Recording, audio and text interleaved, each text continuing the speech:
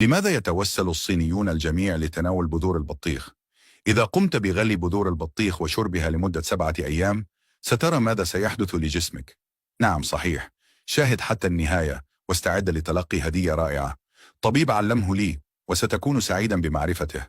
البطيخ هو أحد أكثر الفواكه انتعاشا ولذة في العالم، ولهذا فهو موجود في مطابخ العديد من العائلات.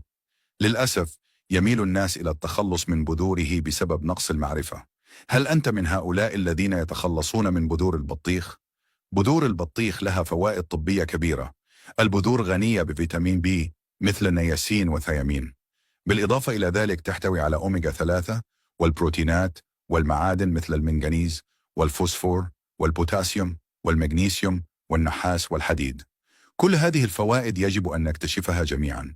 شاي البذور قادر على توسيع الأوعية الدموية ومكافحة ارتفاع ضغط الدم وزيادة الرغبة الجنسية ومحاربة التهاب المفاصل وإزالة مشاكل الكلي وأمراض المسالك البولية.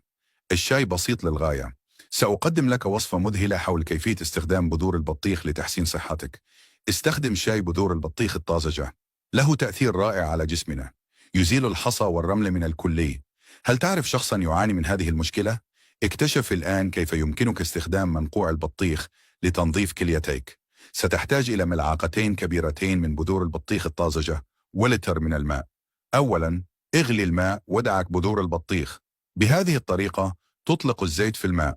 أضف فقط البذور المدقوقة إلى الماء الساخن واتركها تغلي لمدة 5 دقائق، ثم أطفئ النار وانتظر ساعة قبل تناول المحتوى. يمكن تخزينه في زجاجة في الثلاجة، ويجب تناوله في درجة حرارة الغرفة. كوب واحد في اليوم يكفي للحصول على كل هذه الفوائد. ومن المهم عدم إضافة السكر. حسناً، هذه البذور غالباً ما يتم التخلص منها، ولكنها يمكن أن تساعدنا كثيراً. تحمي القلب وتحافظ على ضغط الدم. البذور رائعة في حمايتنا من أمراض القلب. ولكن دكتور، كيف يجب شرب هذا المنقوع من بذور البطيخ؟ يمكنك شربه سواء في المساء أو في النهار، وسيوفر لك هذا المنقوع كل الفوائد المذكورة أعلاه، مثل علاج ارتفاع ضغط الدم.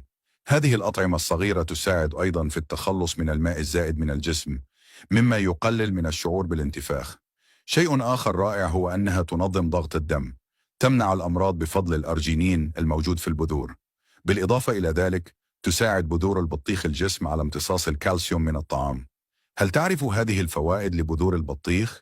إذا كانت هذه الحيلة مفيدة لك، فقد تكون مفيدة أيضا لأصدقائك وعائلتك.